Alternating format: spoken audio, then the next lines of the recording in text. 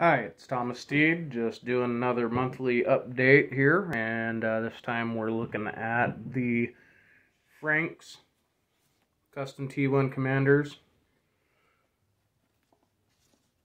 You can tell I got nice little metal ends on these. Like I said on the other video with the slate mule skinners, I do kind of wish that those would have been thicker, but you know, it's alright. You get what you pay for, and I didn't pay for expensive little aglets. It wasn't something I was super worried about. I like the look of it, so once these ones are beat up and whatnot, then if I decide to buy some new ones, I'll probably spend a little bit better money. But that probably won't be until after this pair of leather laces is bit the big one. Now you can tell this month that I did not do a whole lot of cleaning and scrubbing or anything like that before doing the video. I kind of liked how in that last one that I did, I scrubbed on those slate mule skinners and kind of showed you how easy it is to clean these up. And just like with the slate mule skinners, I haven't added any new Obanobs to these in. Ooh. Some of you guys might get a little upset, but I think it's been over 2 months. But at the same point in time, I haven't been wearing these as aggressively. I haven't been wearing them as much, like every day with the kitchen work. I just don't get out of there until later in the day, and these aren't a shoe or a boot that I can wear doing that. So typically after I get done working the kitchen and I'm out following up with homeowners and stuff, doing some walking and knocking, talking about roofs, that's when I'm typically wearing these. And yeah, so even if I'm doing an inspection on a roof, this isn't what I'm going to be wearing. I'll be wearing the other the slate mule skinners that I just did the video on before this. So these right now aren't getting nearly as much free time. They are my free time boot. So if I'm not actually like working most of the time and I go out to do anything, even as simple as running to the store, if I was doing some yard work, anything at all, if I wanted to go out on a hike, this would be my go-to. Go for a drive. It's my go-to. Even though I'm not really driving right now much. Just, it's not in the cards. Do a lot more walking and riding. But yeah, I mean, as you can tell here as I'm scrubbing them here, I mean, look at that. Cleaned up beautifully. Now, if you've watched my other videos, you've already had kind of the breakdown on these, so for anybody new catching this, I gotta go through it real quick. This is not a standard option boot that you can get from Frank's Boot Company. If you want something this extensive on customization, you have to contact them directly and work that out with them, whether or not they're willing to do what you'd like. It's up to them. They'll let you know if you're asking for something that they're just not going to do, and they'll do quite a bit. They do like doing their customs, especially for, you know, one guy in Germany. Yeah, and that guy has got some nice boots from Frank's. They make some really, really sweet custom stuff. So if you get the opportunity and you're willing to spend the money on the customs because it's something that you want, that they're definitely the one to go with, in my personal opinion. Now, these have the lineman shank, inside lineman patch. They can also do an outside lineman patch, My lower and uppers are in the walnut color. The toe and heel cap and heel stay are all in the black work leather. All of it's all work leather. None of this is Chrome XL. I had brown detailed stitching. I thought that would be a nice contrast on there, and I do really like how it is still a contrast, especially now that the walnut's darkened up some. It just looks nice. I like it. I really like it. Brass hardware, station zip. That does not come standard on the T1 Commanders. Yeah, there's quite a bit of stuff on this that is non-standard options.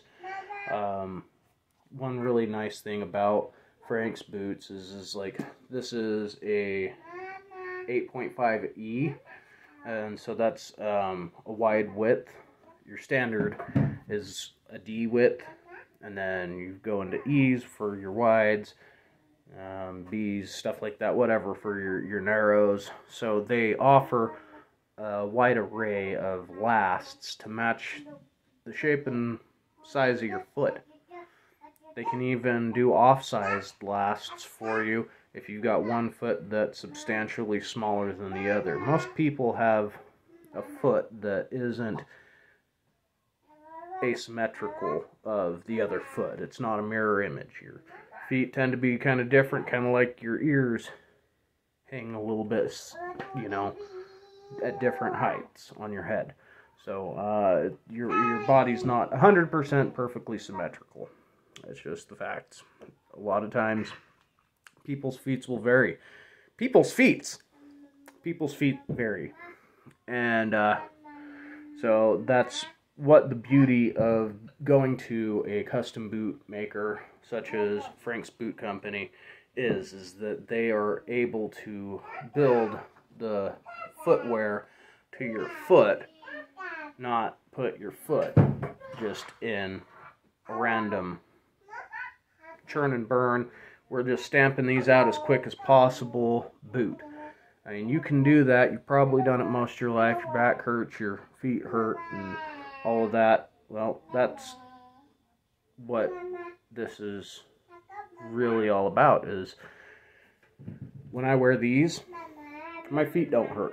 My back don't hurt, because they're built properly. They support the arches of my foot properly. Now, how your foot looks might be different than mine. You might not want the high arch support. You might not want the lineman shank on there. You might not spend much time on ladders, doing anything that you'd need to be on a ladder for. You might not kick shovels. You might just be riding in a saddle. You might just be, you know, chasing cows around a field. I mean, who knows what it is that you're doing in your line of work? You should know what it is that you probably need for your boot, and that's up to you. Build it the way you want it. That's what I got to say on that.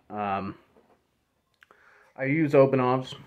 I also use Bickmore 4 on these and most of my boots, as is. There's like I got a pair of Tony Llamas that have lizard skin on them, and I use a Tony Llama's exotic boot conditioner for those that I got from my uncle when he passed, and so I just have continued to use that on those, but I'm sure that I could probably use Obanovs on it, and it's not going to hurt it. Probably not as intended for it, obviously, but I mean, it's your boots. Take care of them the way you want to. But obviously, I do advise, you know, taking into consideration what your manufacturer says, especially if you're looking at something that's a nicer boot. Like, you know, obviously these are high-end built tough boots, but you've got other brands such as Alden, Truman Boot Company, Thursday Boot Company, Thursday Boots. A lot of them, and some of those guys will have, Parkhurst as well. Some of them have their, premium leathers and have a lot of color options and stuff like that. Certain conditioners are going to darken much more than others, and so you want to take into consideration what they advise to use to care for that leather before just throwing Obenovs or something else on there and ending up darkening it and being upset. Because, a nice pair of boots is not a cheap investment, and you don't want to ruin it by using the wrong materials on it. And I don't want to lead people astray by telling you to use something that you're not going to be happy with the results of. Myself, I don't mind darker leathers. If you don't mind your leather being darker, by all means, Obenovs is a fantastic product. If you don't like your stuff getting darkened up more, I definitely steer more towards Bic 4, and it's a fantastic conditioner, and it doesn't darken nearly as much. I'm not going to say that it doesn't darken at all, but it will darken just a hair. For the most part, by the time your stuff has gotten thirsty enough that it needs a conditioning, it started to lighten, and so when you use Bic 4 on them, then you're usually getting right about to the shade of the leather in its original condition. Another thing that I definitely advise when using Obenovs Heavy LP is using maybe a blow dryer or a heat gun, or setting your boots over the air vent with your heat on, so that the porous structure of the leather can open up, and the polymers in the Obenovs Heavy LP, the waxes and oils, are able to loosen up from the heat and become in more of a liquid state, and able to be accepted into the porous material of the leather better, which makes it so that you don't get the stickiness. The stickiness starts to go away when you heat that up. It makes it so that the wax builds a much more of a waxy consistency on the outside, and the conditioning oils and such are able to penetrate further into the leather than the waxes on the surface. Anyways, we're getting long-winded here. We're at 13 minutes. Thank you for your time. Like, share, subscribe, comment in the comment section. If you made it to the end of this video, you're a trooper. Y'all have a good one.